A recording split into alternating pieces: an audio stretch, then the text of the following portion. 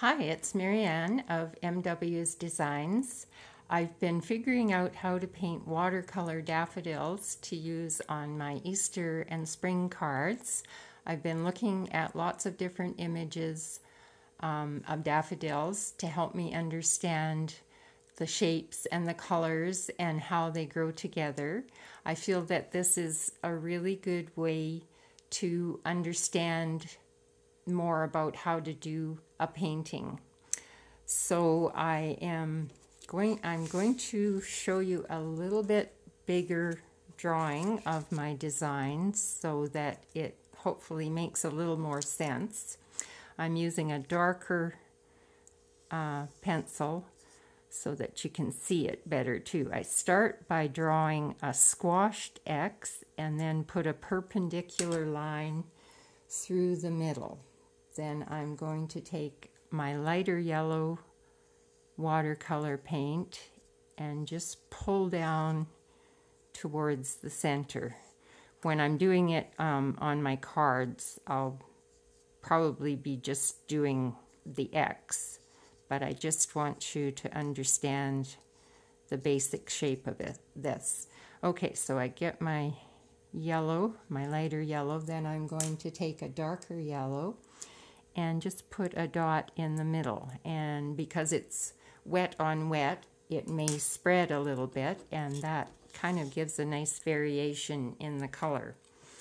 I have my background from my previous video with the sky and the grass, and then the white space in the middle where I'll put most of my daffodils because I want them to show up with a nice clear yellow. I'm going to do a little frame around the outside edge, just drawing a line all the way around.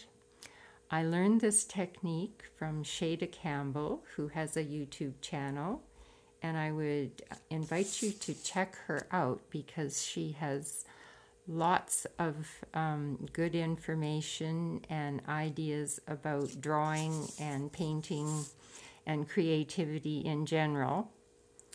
I will put her link below so that you can go have a look if you'd like to. What she says to do is pull the pen towards you, and that really is helpful in making a straight line. It doesn't have to be perfect. Shada calls it perfectly imperfect, and I really like that idea, especially for beginning artists. It just gives a really nice frame, though. Okay.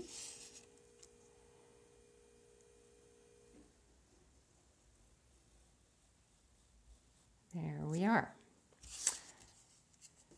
Now I'm going to start making my, first I'm going to be using a rainbow in the background, so I want to know where the edge of the rainbow is, and I'm going to make just a little light pencil line that I'll be able to erase afterwards, and that just helps me know where I can place my daffodils. And I'm going to start with my light yellow. Because these are small, I'm going for the effect of daffodils rather than details. And I'm showing the front face of the daffodils, so they're the trumpet part. The trumpet-shaped part of the daffodil is not going to be seen. And I thought that was just a good way to simplify my painting here. So some is growing in the green, so it will be, it'll have a little more green in it, but we'll have lots in the white area too. So the lighter yellow, then the darker yellow in the center. And we just keep going across the page. in a random placement because that's how they would be if they were growing in a field. I'm calling this Field of Daffodils. So we will need lots of daffodils, and they can be a little bit bigger in the front and smaller towards the back, and some smaller ones in between just to fill up the space a bit.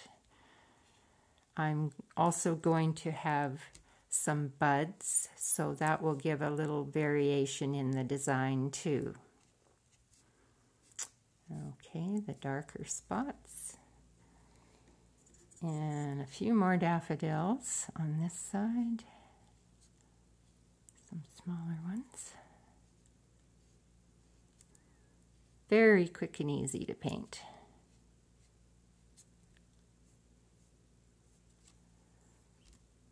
Okay, and that does give the effect of a field of daffodils, I think. Okay, and just a couple more here in the front. Oh, I need to do some buds. I haven't done any buds yet. The buds are just a little oval, and they can point in different directions. Well, there I got lots of the dark, but that's okay. Some daffodils might be darker. Okay. They do come in a lot of different colors. There, we'll see if we can darken that one up a little bit so you can see it better. Not so greenish. Okay, now a few little buds, just little ovals.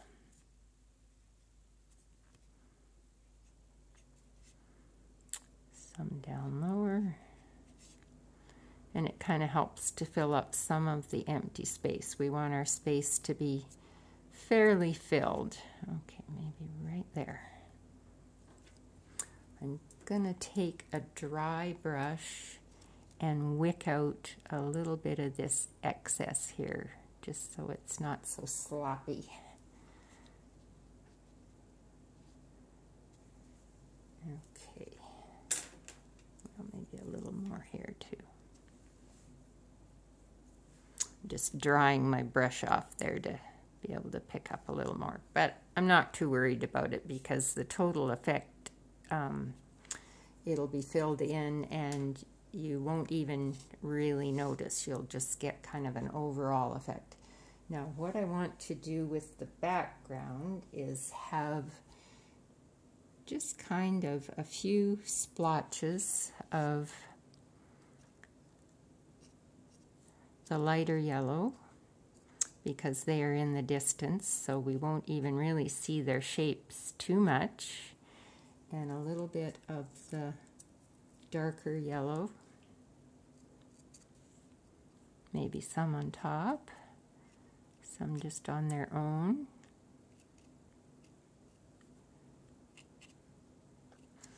And then we're going to use a little bit of the green too. And I'm using a few different colors of green, so there will be variation, which adds to the interest. And I might add a little bit more at the top afterwards. We're going to use the green to put in the stems and the leaves. Now I have what is called a script liner brush, which is quite nice. It has a long, thin brush tip, and I find it's really good for doing the stems. Okay, so you just pull down, and if I've got it a little fat at the bottom, it's okay because that is going to get filled in with lots of leaves. So there's a bud I'm going to pull down into a stem. Okay, and a few more here. Sometimes they overlap, and sometimes the lines get a little, or the stems are a little crooked, because in real life they would grow like that. They're not all going to be straight and even. So it's kind of fun. You don't have to be exact. It's a very nice project for beginners. Very forgiving. Okay, there's another little bud. And sometimes the stem goes in front of a flower, and that's okay.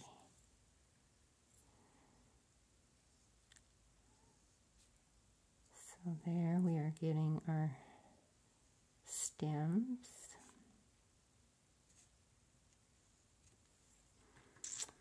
Let's see, did I miss any? I probably have. There's some more buds. Okay, and I should also mention, if you don't have one of those liner brushes and you don't have anything thin enough to make a nice narrow stem, I have found that the round tip toothpicks work very well, because you can just get enough paint on one. And let's see, okay, this one doesn't have stems, so just pull down and there you go. It does work quite well. I think this one doesn't have a stem either. So a nice cheap way of doing an alternate version when you don't have quite what you might want, and maybe later you'll get one. Now I'm going to do a little bit bigger brush and do the leaves. I have looked at the leaves in lots of different photos, and I've found out that they're kind of darker and even kind of a grayish color. So I take a dark green and mix in just a little bit of a blue, and that kind of helps give that color. And we'll put in lots of extra leaves just to give a nice lush effect in the field. Sometimes the leaves are bent over, so you can make them bent if you want. And the tips of them are a little bit blunt. I actually thought they had pointed tips, but they don't. So anyway, just pull down lots of leaves.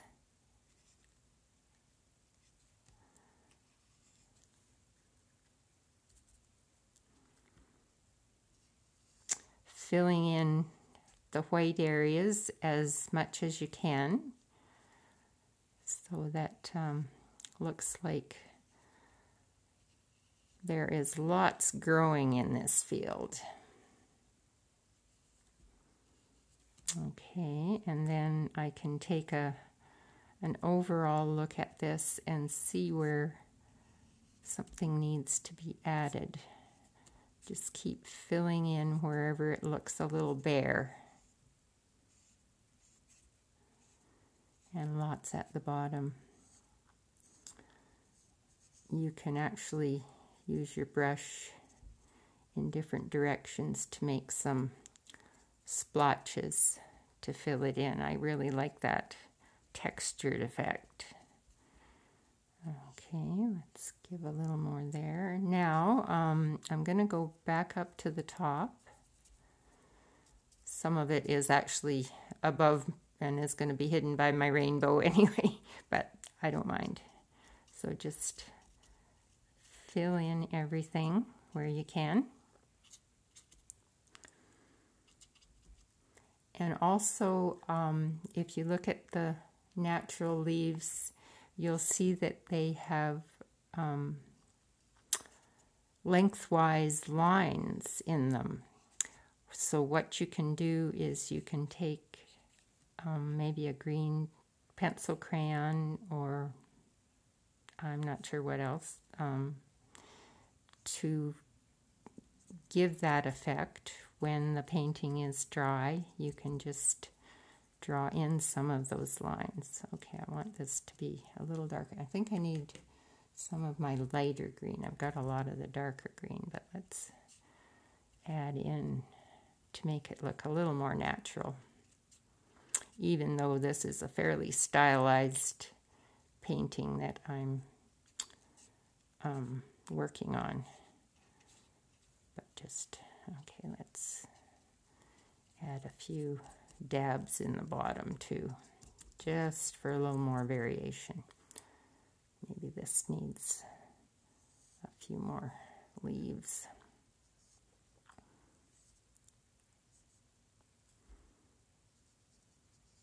Okay.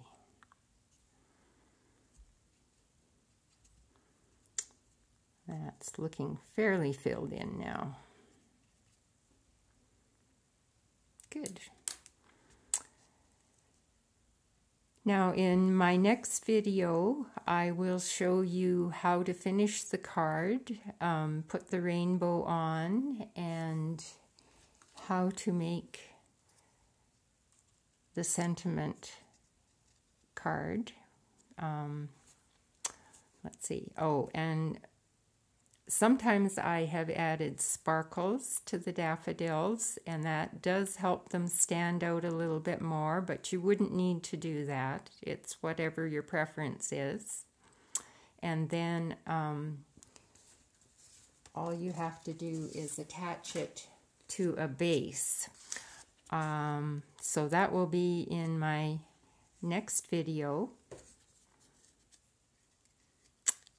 If you like my video, please please give me a thumbs up and subscribe if you would like. There's a bell right beside the subscribe button, and if you hit that as well, then you will get notifications when my next video comes out. I plan to do more spring and summer themed projects, so I hope you'll keep an eye on this channel. Thanks for watching, and see you next time.